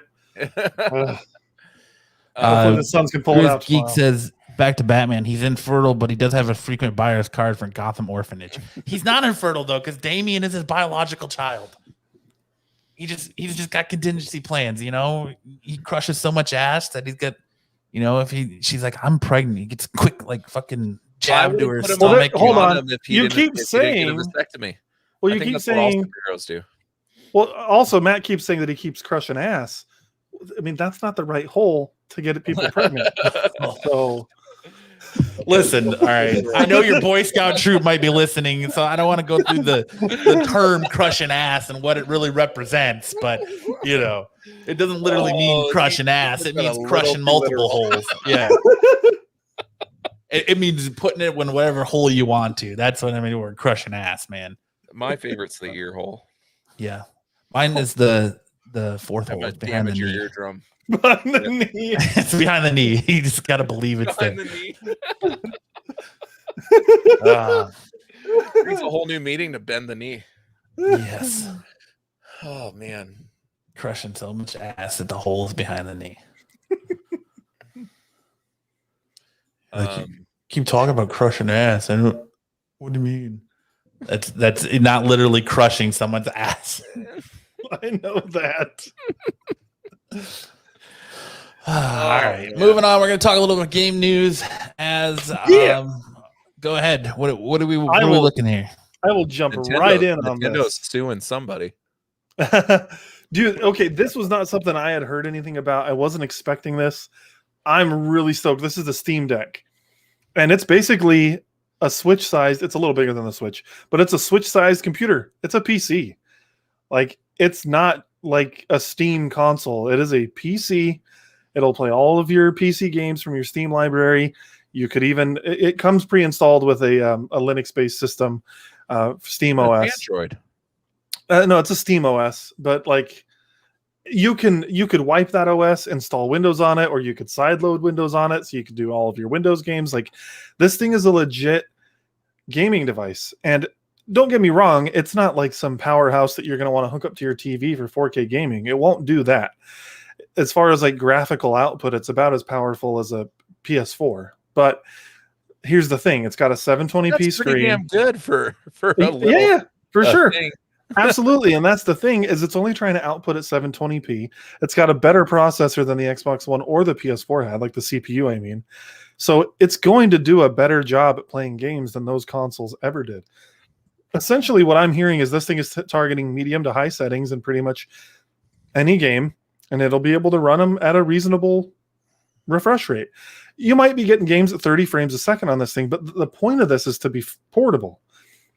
So I'm stoked for it. I'm not necessarily planning to pick it up day one, but I'm really excited. Like, the only bummer for me is I prefer offset thumbsticks. I'm an Xbox guy. That's my preferred controller. But there's another thing about this that this picture doesn't show that I will give it extra credit for. On the back, there's 4 paddles, like these, you know, SCUF controllers or the Xbox Elite controllers that you can program and use however you want. And I only game on an Xbox Elite controller. That's the only way that I'll use like my Xbox controller. Obviously for PlayStation, I can't do that, but so I love this. Like, I am going to get one of these someday. Yeah. You've got the Elite Series 2 right there. That's what I've got. Yeah. I love mine. And I've got my back buttons programmed. So this is something that when I go on a business trip, when I go on vacation with my wife and my kid, whatever, I can take this thing with me and I can play all my PC games. About a year ago, I switched over to PC from console and I've been absolutely loving it. So this right here is awesome. And even if you're not like super into PC games, this, if you have a Game Pass subscription, Game Pass Ultimate subscription, This is basically a mini Xbox that you're taking on the go with you. Any of your Xbox Game Pass games for PC, boom, play it on here if you install Windows on it. Like, this is really cool. Oh, so I would have to unload the Linux operating system and put Windows on there to get the Game Pass games. Potentially, they might release an official solution to that before this thing releases. I don't know if they're partnering with Microsoft or not, but right now, because this is on Steam OS, it won't necessarily interact properly with Game Pass, which is a Windows piece of software. So, yeah, you would have to wipe the OS and then put Windows on it, which isn't overly difficult. Have like any sort of app store on it? Well, other than your Steam store. Yeah, it'll have the Steam store preloaded. It probably won't have like Netflix or. This is going to be pure gaming. I don't think you're going to get Netflix or Hulu or. But it will, because it's literally a PC. So if you want to watch Hulu, HBO Max, Disney Plus, Netflix, you can. Now you might be doing it from a browser, or a PC app, because there are PC apps for those. But anything a PC can do, this thing can do. So it is definitely excelling beyond what the Switch can do. It can't play Nintendo games. I mean, unless you get bootleg ones. But other than that, it's going to play any of the PC games you have. It's going to play any of those apps. If you want to watch Voodoo on this thing, you want to whatever. I mean, it's only a 7-inch screen. It's not like massive. It's barely bigger than my phone screen. But I think this is that's what absolute win. That's what the new Nintendo is, right? A 7-inch. Yeah, I think it's about. Yeah, I think it's 7-inch. Mm-hmm. But it's for the PC gamer on the go, so you can play your PC games. I'm interested on the go, and you're not handcuffed to buying multiple versions of a game, because you can buy it for if you're a PC gamer, you can buy this for your PC, and you can play it on the go if you don't have a laptop and handheld, versus having to buy the same game on Nintendo Switch. And how often do you see people that have a Switch saying, "Oh, I wish they would port X game to the Switch so I can play it on the go"? That's not a concern with this. If it currently plays, if it's a PC game, it will play. Now, 4 years from now, are the most current games going to play well on this? Who knows? Maybe not. But for now, any game that's currently out, it should run it. But if it's built like a PC in 4 or 5 years, whenever the warranty's expired, I could potentially upgrade components within this. No, I don't think you're going to be able to upgrade components within this. I don't. In fact, so IGN is kind of running the story on this one. That was one of the questions that Ryan McCaffrey at IGN asked the people at Valve, and they said, no, this isn't like it's a PC, but it's not one that you're going to be able to customize like that. So there is an SD port if you want to put an SD card in for more storage, but that's about it. They're going to treat it like any other game console at that point, where you're going to have to upgrade and buy the next console and all that. Yeah, and there's 3 SKUs to this thing, because here's the downside. So it's $399 for the base model, but it's only 64 gigs of storage, which means that if you wanted to play Call of Duty Cold War or Warzone on this, you can't even download them because that's not enough. There's not enough storage on it. But there's I think it's $529 for a 256 gigabyte version. Christ, at that point, buy a computer. Or 650. Yeah, or $650 for a 500 gigabyte model. And so that is where part of me is like, I don't know, like $529 seems. That's more than the Xbox over the PS5. Yes. Yeah, it is. Yeah, it is. What the hell's wrong with this thing? This thing's $50 more. Well, it's a PC. This thing's $50 more than the Switch for the base model, but that's only 64 gigs of storage, so that does suck. But again, you can put PC, but that's a gray area. I can't freaking type a paper on this for school or something like the PC. Like having you could plug this into a monitor and do that. You could plug a keyboard and mouse into this. You could do Bluetooth on this thing. Let's see this question. Why would you want to type a paper on this thing? You wouldn't. Exactly. Whose mind goes to you think it's sweet, a Steam PC gaming console on the go? I can use my Switch to do my homework. Let me type a fucking paper on my little handheld. I'm just saying Switch. that you're using that PC term a little bit too liberal. Like I could spend $650 on a laptop or an actual PC and get more out of it than I could this. The only thing this provides me more than a $500 laptop is the on the go. on the go, but a laptop is technically on the go as well. This is just all in one. This is smaller than a laptop, but yeah, no, I get it. Just saying their price point seems a little off.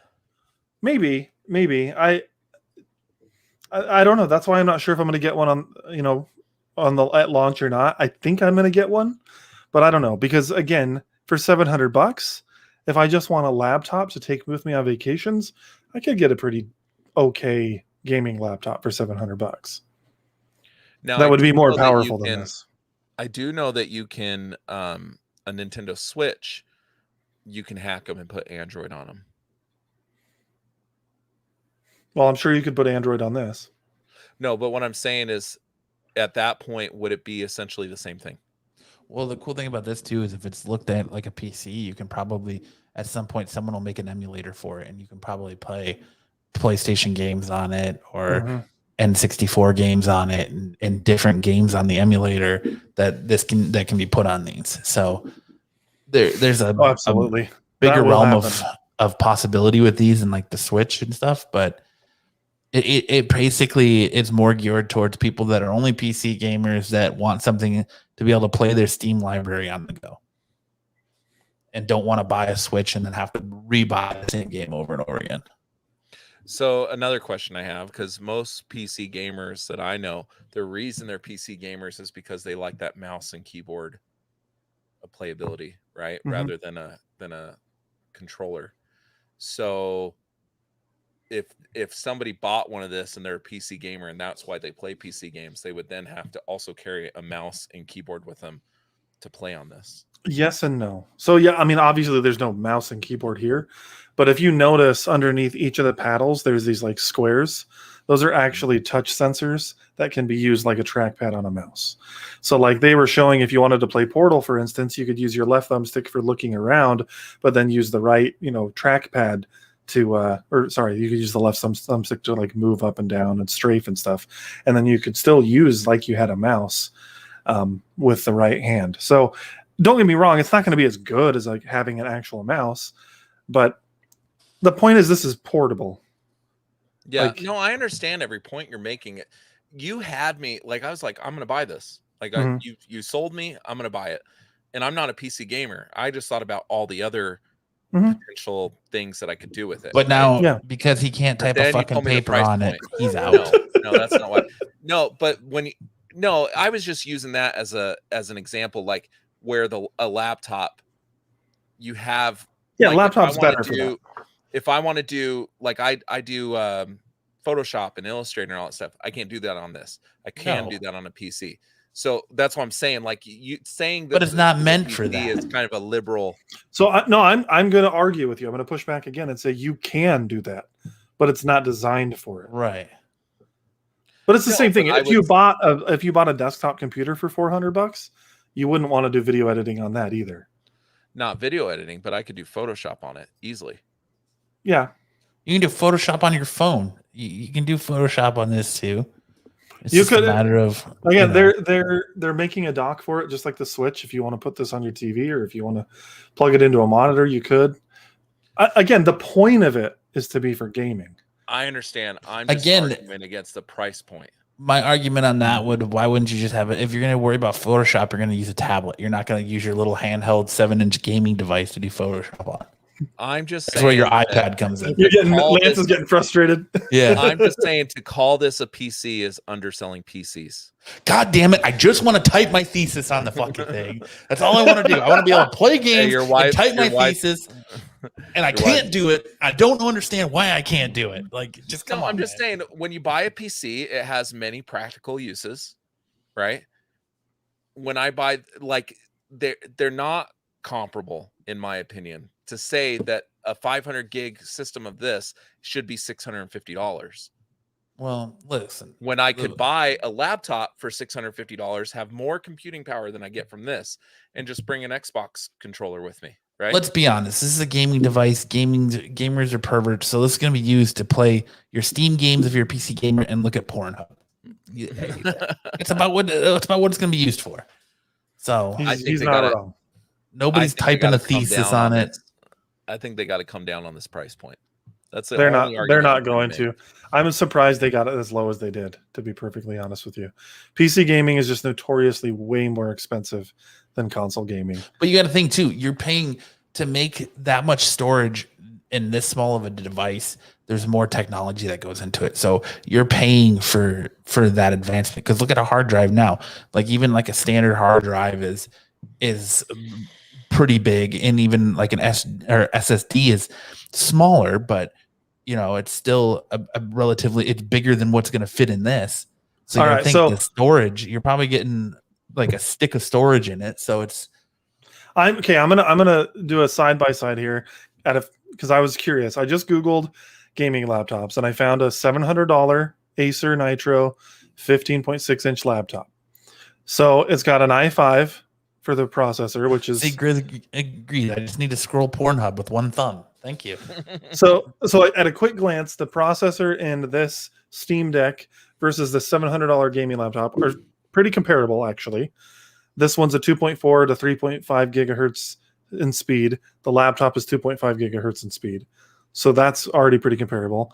The solid state drive on this thing is only 256 gigabytes. So technically with the $650 Steam Deck, you get double the storage. And then if we look at the this GPU, one, do you have cloud-based storage on this? You could, yeah. But it's got an expandable SSD. And it's got an expandable SSD. An SD slot. SD, so yeah. You can buy the base model and add more to it. And then, so looking at GPU, this laptop has a GTX 1650. I don't know exactly how these compare. The 1650, I would imagine, is a better GPU than what's in this thing by quite a bit, actually. But still, the point is that's pretty comparable in price, actually, for a $700 laptop to this. Go ahead. You left out a couple things. So the 650, it's not just more storage. It's mostly just more storage, but yes, you get a carrying case and the screen's got like an anti-scratch, right? And what else? Well, it's a different screen altogether. So like Apple does this where like their iWatches, you could get the whatever they call their glasses, but different tiers, like you have different kind of glass. It's a completely different glass. It's not just a screen protector. But the other thing is you also get exclusive Steam community profile bundle. I'm assuming that usually costs money. Oh man, I need that. Yeah, that's not something I care about. Play these games? Isn't there like a it's probably or something? No, it's probably just like avatars and like others, just cosmetic stuff for your Steam. So here's one more stat. The $700 laptop has 8 gigs of RAM. Steam Deck has 16 gigs of RAM. This thing is an extremely good value for what it is. But anyways, I digress. I feel like I'm nerding out a lot, but I feel like I'm talking too long about this. We can move on. No, you're good. Else. You're good. Well, I'm looking at it right now. What's the reservation fee? How much does it cost to $5, I think. We're just slowly watching Lance spiral into turmoil because he can't type a fucking paper on this, and that's a big hang up. I can't. Saying, I probably would. Like if I didn't have to bring if I was bringing this and it could replace my laptop. I'm a student. If I was buying this and it can replace my laptop, I probably would. It's not meant to replace your laptop, though. This is 100% towards gamers. If you want to replace your laptop, you're going to buy a goddamn tablet. No, but I get what you mean. But like, let's say you are. But if you're on a trip and you've got one of those like collapsible keyboards, and you're just like doing like a small paper, sure, you could do it on there. If you don't want to bring your whole laptop, you can do that on your phone too, dude. It's like that's true. You could on your phone too. Hook up a Bluetooth keyboard and just do it. So, you know, what I'm getting here is Lance says, gaming good. Can't write my paper or draw wieners in Photoshop bad. So he's still on the fence about it. Lance, you're going to get an F on that paper if you type it into your little porn browser, is what Grizzle Geek says. I'm just saying $650 is a ton of money. That's a lot. I mean, a lot of money. It's after tax. You're about paying the same thing for an Xbox or a PS5. No. Yeah. It doesn't. I guess it just doesn't faze me because I understand that PCs are just more expensive than console. PlayStation 5 is $500. You're looking at $550 after tax, and almost $600 after tax. And then that's if you get a second controller at $70 or a game at $70. Yeah, but this is $650. So after tax, I'm talking about $700. But still, I mean, it's worth it, I think. I agree. I think it's worth it. It's worth it. It's going to be worth it for the PC people that don't want a laptop. They don't want to hog around a laptop. They just want something that's light, fits in their pocket, and they can play their entire Steam library, which they already have. The thousands of games they already have. They don't have to rebuy them. You don't have to buy Skyrim for the 16th time on the 12th different system that you've got. You know what I would use this for in a lot of ways. Honestly, I would probably get this, and I would definitely use it on vacation.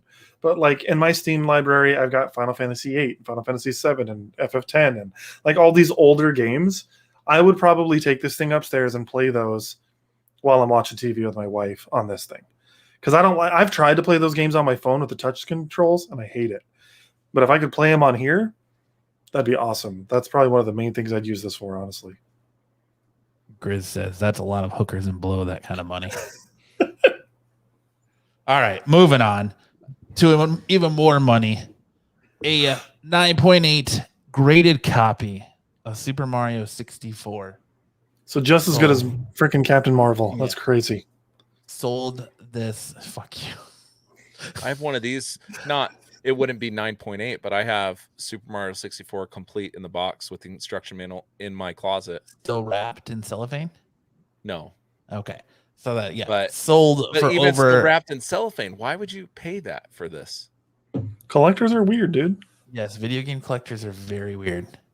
And I am a video game collector, and Max can attest to this. And let Matt finish his thought. $1.5 million, the most ever paid for a video game. That is nuts, the second most was The Legend of Zelda, completely packed, sold for $870,000. Aaron's saying, ask Matt how that would go down if you were playing on that thing and watching TV with her. Oh, she'd flip a fucking lid. She does not like video games for other reasons, but she's not a video game fan. So if I was sitting there while we were supposed to be spending time together playing a video game, she'd be pissed. I think whoever paid $1.5 million for this game is a fucking idiot. Video game collectors are weird, man. They are weird. Yeah, that's a lot of money. That is a lot of money. I just think that's so dumb. It's a fantastic game. So they buy it and they just put it on display? Yeah, pretty much. It's so fucking dumb, dude. The same people that are going to pay millions of dollars for like... I mean, you do it with your pops. Not that kind of money. If somebody bought a pop for $1.5 million, I would walk over there and kick them square in the nuts. No, I get it. I'm just saying the idea of buying an item to leave it in the box just for display, you should be able to relate to. Just not for that kind of money. But a game that is so available, like you're paying for the rarity of it though, because it's 9.8, it's unopened, it's still cellophaned, it's going to be encased, so it's never going to be opened. How many of these games do you think are out there unopened? So I have Tony Hawk's Pro Skater for the N64 unopened in the cellophane. If I get $2,000 for that, I'd be happy. You probably could send it in, get it graded. If it comes back in 9.8, I bet you get it. Probably would. I bought it at Goodwill for $5. That's a profit and a half, man. Like 10 years ago. It just put that money to the side. You could buy yourself a Steam Deck. That's exactly what it is. People with too much money don't know what to do with it. Must be nice. Give it to charity, you bastards. Give it to me. Give it to me. I could make struggling podcast of it. Yeah, whether you're like 19 kids and counting.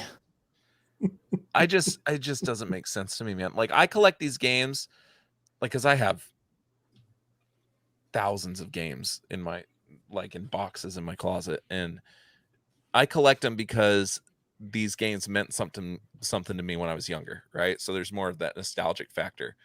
And I have thought about displaying them. I just don't have room for it. But that wouldn't stop me from grabbing a game off the wall and sticking it in a console and playing it. Like all those games are meant to be played. It just doesn't make sense to me. That's why it's called collecting, man. It's the rarity of it. There's video game nerds are vast in particular, and if I had something like that to sell to somebody for $2,000 or more, I wouldn't care what their reasons were. You can have it for that money. I highly doubt that I could get that, but I'm also skeptical about this $1.5 million. People are looking at comics for their monetary value to flip, looking at pops to flip. Video games is still kind of an untapped market where people still don't even know that you can get them graded like this. Like, it's still an untapped market. I bet no idea you can get them graded like this. Tony Hawk's Pro Skater is such a popular game. I bet you if you still have that game wrapped in the original cellophane, unopened, if you sent it in, got it graded, you could probably get a nice chunk of money for it. Because that game is so popular. There's so much nostalgia behind that game. But that's what I don't understand. Nostalgia sells. They made so many copies of these games, so many that I regularly see wrap. Now, I know that this is a first edition. I don't know what the fuck that means. The Super Mario 64 that sold, it's a first edition. So it means it would have come out when the console. It came out at the same time as the console. It wasn't a reproduce. It probably was a version that came out at the same time as in the same day the console hit the shelves. So you're paying even more rare for that because it's a first release. It's not a re-release. Makes no sense. Welcome to the world of collecting, my friend. I collect. I collect. But if somebody came in, I'm trying to think of a rare pop and said this pop costs $1.5 million. And if I had $1.5 million, I'd say like, no, fuck you. I don't need that. Maybe I'm just not a diehard collector. I don't get it. I just think you're not in that mind frame because you don't have that ability. Like that just like me. Like I'm like, I would spend $1.5 million on a copy of Action Comics #1 or Amazing Fantasy 15. Me right now would say no, probably not. Me with $15 million, absolutely I would. Okay, so I went to eBay. Tony Hawk Pro Skater 3 from the N64, unopened, $299. See? Well, I have the first one.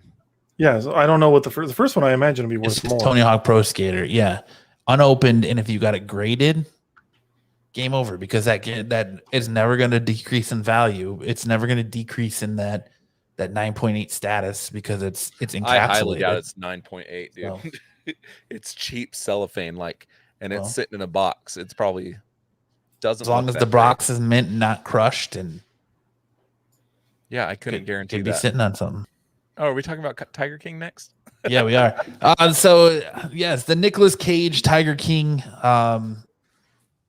movie that was being pitched has been shelved. It is no longer moving forward. Pretty much Dennis Quaid backs out of it, and then it kind of shit the bed. So if you were looking to see Nicolas Cage get all cagey as Joe Exotic, I'm okay with this. This does not bother me at all. That's a different one, the Dennis Quaid one. No, it's the same one. Well, Amazon's making one too, right? Yeah, with the chick from Saturday Night Live, Kate McKinnon. I believe the Dennis Quaid and the Nick Cage one were the same. But yeah, Joe Exotic, not so much exotic anymore. Yeah, he was the pandemic darling too. That's Tiger King was that fucking Carol Baskin was the pandemic darling. I am never gonna financially recover from this. As he sits there in his little EMT bomber jacket. Awesome. All right, so that brings us to our time of the show where we talk about the top 5 comic books that released this week. Books that I picked up and read that I thought were fantastic. This week, my number 5 is Never Never from. It was released on Heavy Metal. It is a kind of a alternate telling of a Peter Pan story.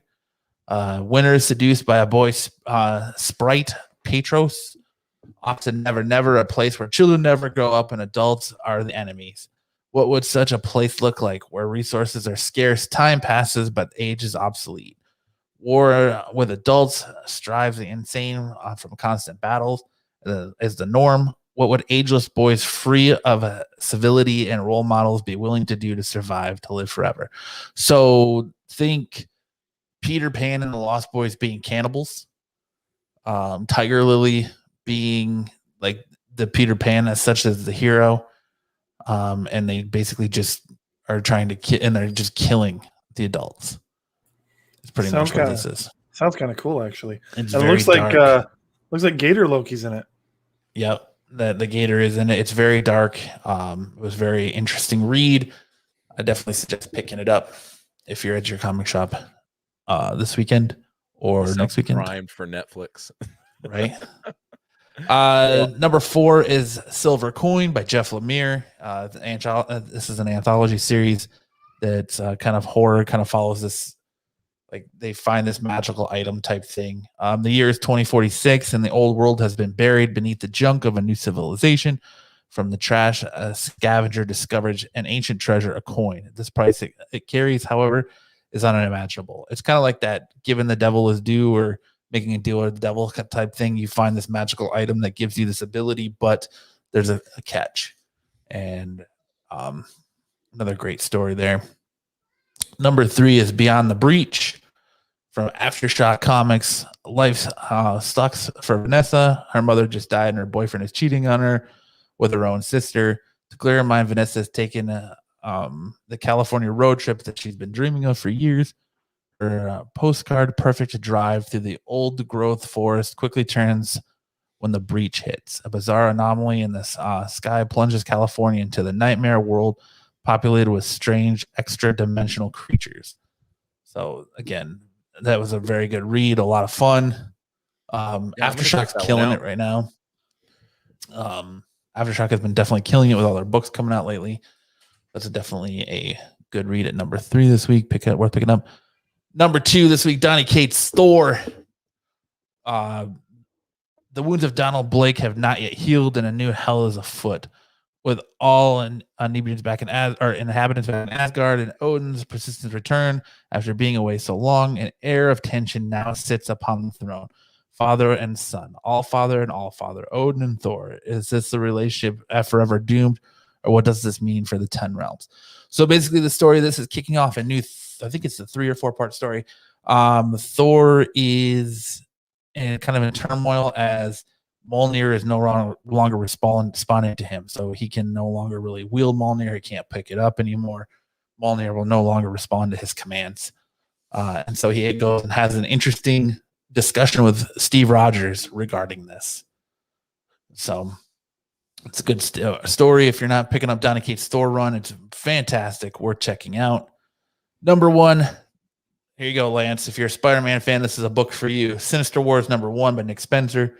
Dr. Octopus is back and the Sinister Wars have begun. Ox got a new Sinister 6, and if you think he's thought big in the past, think again. What Ock doesn't know is the Vulture has a Sinister 6 of his own, the Savage 6. All-out war between the 2 greatest villains in Marvel Universe, and the only person that hates them more than each other is Spider-Man. Spidey's in deep trouble with the tough battles he's never faced. So this calls back to One More Day. If you're familiar with the One More Day storyline, Peter Parker makes a deal with the devil to save Aunt May after she's shot and dying. And that deal is that his relationship with Mary Jane happened. So this starts out with Doctor Strange talking to Mephisto about a deal Peter Parker made. And we're getting to see the fallout from that in the future. So number 1, it's a huge story arc for Spider-Man for the summer. Definitely worth checking out. Lance, does that get your Peter tingle going?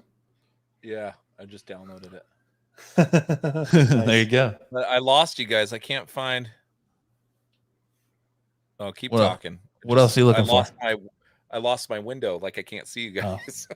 Well, I can see you looking all pixelated like you're on chat roulette. Let's see here. But that's it. That's all I got tonight. Found it. Do you guys got anything else you want to talk about? I know we had gone back and forth about Space Jam, and pretty much nobody really cared. So, yeah, the original you want was to talk better. Space Jam, we can. I'll just leave it at that. The It was a original lot was of fun. better. It was good, but I liked Michael Jordan better. It wasn't terrible. I feel like it had more stakes and more heart, but it was just a lot of WB product. LeBron should stick to basketball. He's not a good actor. Well, he was horrible. And I didn't think it could get much worse than Michael Jordan, and it was worse. But he was better. He's not a bad actor in other movies like that Amy Schumer movie he was in. He was good with John Cena. But Trainwreck. Thank you. When he was in cartoon form and he was doing the voiceover, every time that he screamed, I was like, come on, dude. I've heard you scream better trying to fake a foul in a basketball game. Like just pull one of those clips. No,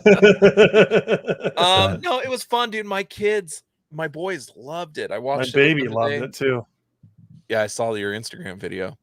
My boys were like, oh my God. And they saw Pennywise on screen, even though that looked like a cheap knockoff Pennywise that you would see like, just like Penguin, cheap on Penguin the New York Strip. Or the cheap Batman or the cheap Robin or the Arnold Schwarzenegger lookalike Mr. Freeze they got. It was like they tried to do a Ready Player One style, with all their properties.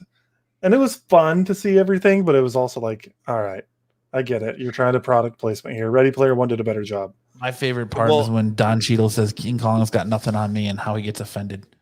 How King Kong gets offended in the background. Yeah, that was pretty funny. My favorite part was Michael B. Jordan coming out and shouting his line from Friday Night Lights. Yeah. That was the famous line, the clear minds, clear hearts, can't lose or whatever. Mm-hmm. That's the famous line for Friday Night Lights. I love that. But I got to say, I was a little bummed. Not one mention of Bill Murray. Dude, I was thinking the same thing. They do. He's at the end. And during the credits, there's a picture of Bugs Bunny and Bill Murray on the golf course together. From the original movie? I did not catch that. Yeah, during the end credits, there's an old man Bill Murray and Bugs Bunny on the golf course together. Oh, nice. Oh, I didn't catch that. Yeah, Bill Murray was awesome in the original. I kept hoping there was going to be this scene like Michael B. Jordan was going to like suit up. Like that's what I was thinking when they brought him in. I was like, oh, they're going to get him suited up and he's going to go out there and kind of ball a little bit because Bill Murray plays briefly. Yeah. I thought the same thing. I thought they were going to have Michael B. Jordan actually play some ball. But yeah, I mean that's just the bad thing about there's a lot of product placement in this movie to the point where the Looney Tunes actually get overshadowed in their own movie. So one big commercial. Yeah. But yeah. All right. I mean, LeBron even puts the LeBron James logo on his jersey. I think it's the LeBron James logo sitting here. The basketballs had them. They were everywhere. Yeah. Like, dude, this is big product placement. But you guys got anything else you want to touch on this week before we end tonight? I'm good. No. Except that I've been watching Evil on Paramount Plus, and that show's awesome. I don't know if either of you have watched it, but you should check it out. No, I haven't. Right now I'm gearing up for Ted Lasso season 2 at the end of the month. So July 23rd, right? Mm-hmm. I'm super excited for that. Dude, Max, you got to watch that show. Yeah, I need to. I found a new funny show on HBO Max called Tacoma FD. Have you guys heard of it? Dude, I've been watching that on True TV when it comes out. Dude, that show is so funny, dude. I binged the first season. I'm midway through the second one, dude. And I'm laughing my ass off. Funny. Guys from Super Troopers. Yeah. Yeah. So funny, dude. But yeah, that's all I got, man. Nothing else. All right. Well, I guess that'll do it for us this week. So I want to thank everyone for being in the chat. Grizzled Geek, Kyle, Ish, Mrs. The Hun, Solo Wookie. Everyone, thanks for hanging out tonight. It was a lot of fun. We'll see you guys back here next week. Same geek time, same geek channel. And hopefully Lance will act like a professional and not forget his mic next week. All right. Yes. I was so embarrassed, dude. I had to text you guys and be like, dude, I don't know where the fuck my mic's at. Yes. Well. Bye. Bye. Bye.